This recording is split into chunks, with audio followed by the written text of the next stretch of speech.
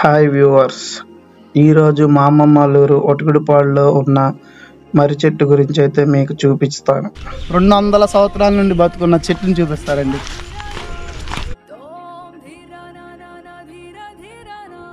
నుంచి ఉన్న మర్రి చెట్టు, దీన్ని బానియన్ ట్రీ కూడా అంటారు. ఈ తాళ్ళు పట్టుకుని చిన్నప్పుడు ఊగే వాళ్ళం కూడా. మీరు కూడా ఎంతమంది ఊగారో కామెంట్ చేయండి.